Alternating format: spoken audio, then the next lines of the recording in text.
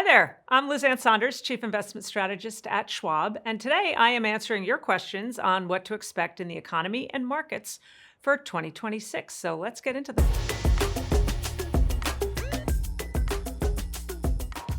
I love this. Half of FinTwit think there will be an acceleration of the economy, the other half a slowdown. So where do you stand, if anywhere?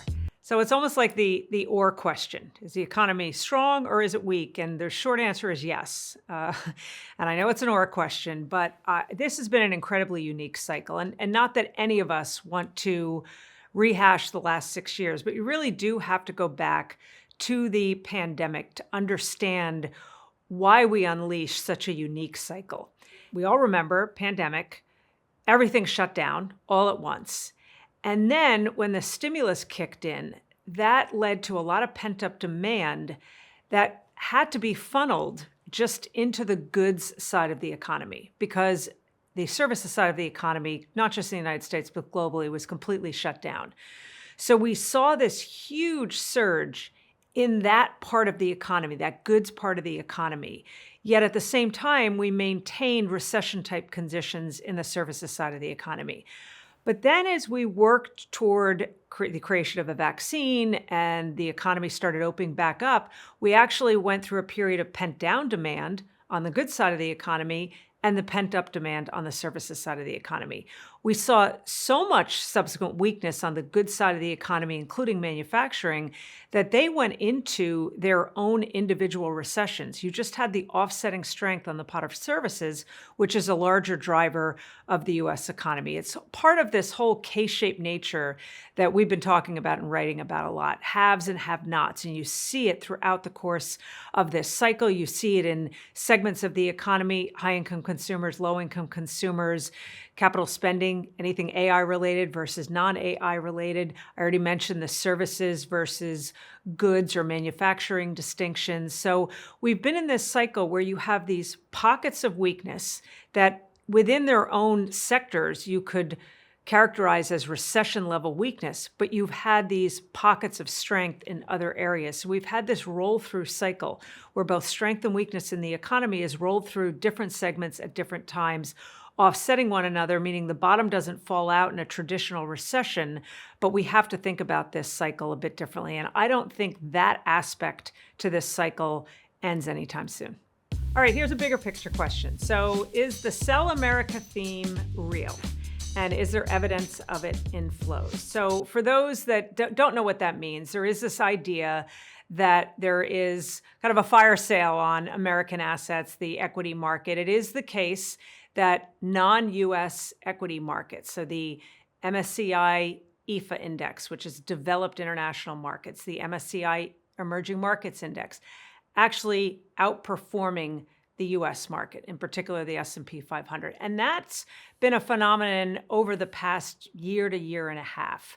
Now, usually when we talk about flows, we're talking about whether foreign investors, as an example, are selling U.S. equities. That is not happening. In the aggregate, foreign investors are still big net buyers of U.S. equities. U.S. investors are still big net buyers of U.S. equities. There has been more of a diversification theme that has unfolded. Some of it, quite frankly, is about that old classic FOMO performance chasing, because over the past year, we have seen outperformance on the part of non-U.S. equity markets relative to the U.S. equity market. And that in and of itself is going to attract money into areas within one's portfolio that maybe have been underrepresented. So I think that that has been a recent theme, and it's our view that we will continue to see benefits accrue from having international diversification. It's something we have always espoused. We're big believers in the notion of diversification, but frankly, telling people or suggesting to investors that they have international diversification meant having to say, I'm sorry a lot in the last couple of years. Now we get to say you're welcome a lot because we are seeing those benefits of international diversification. But it's not really a sell America. It's finally a reason to have that diversification because of actual fundamental opportunities that are presenting themselves outside the United States and a better fundamental profile in equity markets outside the United States.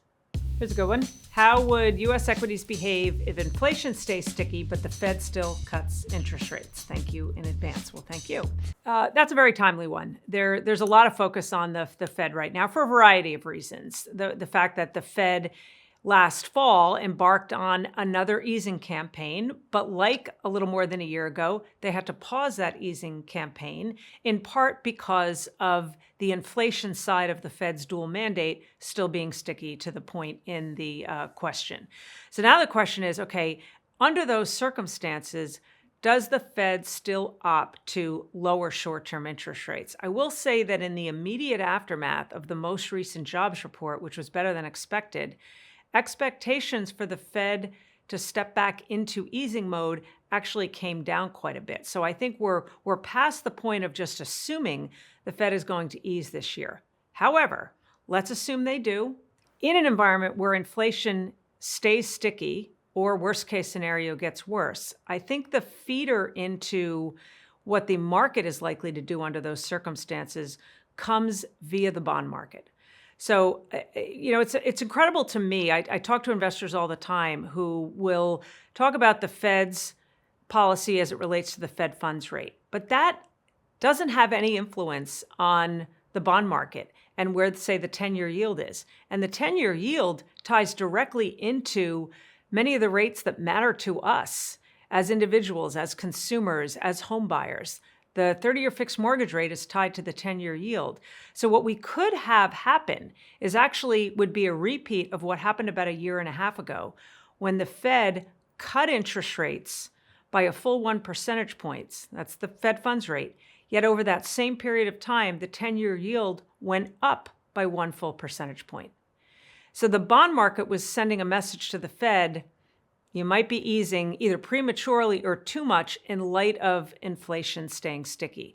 So I think really the answer to that question will not just be about what the inflation numbers are, how far the Fed might go in cutting interest rates, but what is the message coming out of the bond market? And the bond market is going to provide that direction as to whether the Fed is making a mistake by easing policy or whether allowing for that hopefully added growth, you don't see a resurgence in inflation. And that's sort of the ultimate question that investors are grappling with, as is the Fed. Is the recent bull market just a mirage of the dollar losing its value and therefore it requiring more dollars to buy the same stock? So mathematically, there is some truth to that. It takes more dollars. But I think a broader way to think about it is two ways. One, for foreign investors, their returns are boosted when their currency is stronger relative to the U.S. currency, which is weaker. But maybe the direct line that is probably most relevant is for an index like the S&P 500, which is a cap-weighted index. It's large cap stocks. It's a lot of internationally exposed stocks. In fact, and it varies from quarter to quarter, but somewhere in the 40 to 45% range of revenues of S&P 500 companies come from overseas sources. So all else equal, and that's always an important caveat because there's so many forces that impact what the market is doing, but all else equal, a weaker dollar is to the benefit in the aggregate of S&P 500 earnings, driven by many of these larger companies that derive a large share of their revenues from overseas. There's lots of discussion on the debasement trade for the US dollar and US-based assets. What is the tipping point in the debasement where the US can't find material buyers for our currency and debt? So it's an interesting question, and I get it in lots of different forms. It's often asked directly like that, and it often has that tipping point terminology in it. Some tipping point where there will be a buyer strike on Treasury securities, or the dollar will lose its reserve currency status. And those extremes are actually not things we worry about to a significant degree. The dollar is not going to lose its reserve currency status. A lot of attention gets put on many of the big foreign central banks because they are, many of them, in a process of diversifying away from what had been such a heavy holding of US-based securities, particularly Treasury securities. China is often top of the list of countries that are mentioned. I just want to let everybody know, though, that China's diversification has been about a 10-year phenomenon and is ongoing. This notion that, and I'll often get the question, is China going to figuratively wake up one day and just decide to dump all its US treasuries? Well, they would be aiming the gun squarely at their own economic foot if they did that. So the diversification has been an ongoing process and will continue. And that's the case with a number of other global central banks as well. They've been diversifying into other assets, helps to explain the recent success in gold, because that's one of the areas where they're diversifying. Foreign private investors are still big buyers of our Treasury securities. We have to remember that it's not just about concerns about things like, is the dollar losing its reserve currency status, which we don't think, but the comparison of where else that money would go.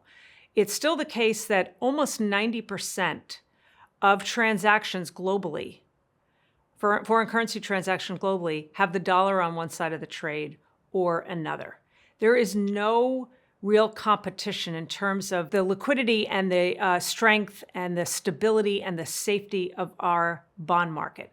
It ties into the dollar, in our view, very unlikely that it's lose its reserve currency status. There is no replacement for it.